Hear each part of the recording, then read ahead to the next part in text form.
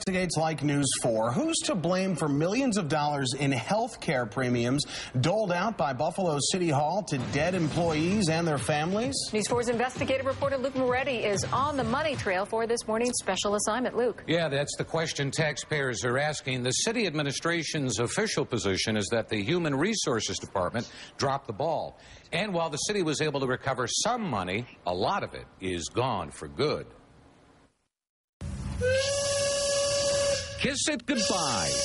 City of Buffalo taxpayer money, nearly $840,000, flew out the door for good. That $839,000 amount is lost. That's money the city paid for family coverage policy premiums of dead retirees. And for that money to be wasted is just a sin. Whose fault is it? It was incumbent upon the city through the Human Resources Department to stop that benefit.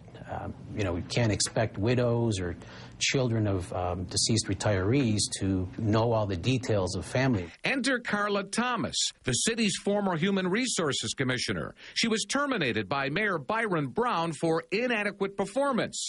The mayor directed Thomas's department to acquire data from the Social Security Administration that would help identify deceased retirees.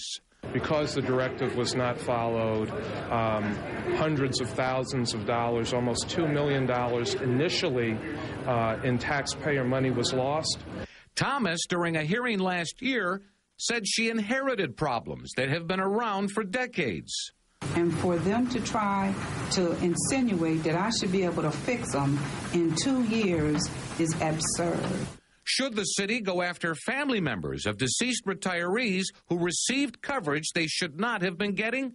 Common Council Majority Leader Richard Fontana says no. Some family members didn't know they had a call. Many don't.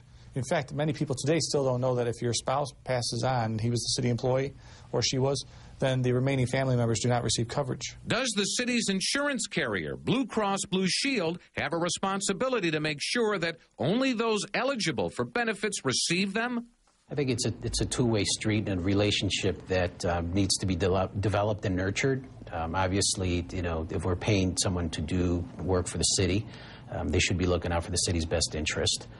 But we're approaching this in a collaborative effort. Now, according to the city controller's office, all but a handful of the family coverage plans were actually used, which is the reason Blue Cross Blue Shield has given the city for not reimbursing family plan premiums that were actually paid out. So now, Luke, was the city able to recover any of the premiums paid out? Yeah, they were. I am told that about $723,000 has actually been credited to the city. That represents single coverage policy premiums paid for deceased employees. Obviously, those plans were never used. They have since implemented some measures to make sure this doesn't happen again. Frustrating for city taxpayers. It is, yeah. All right, thank you very much, Luke. You're welcome.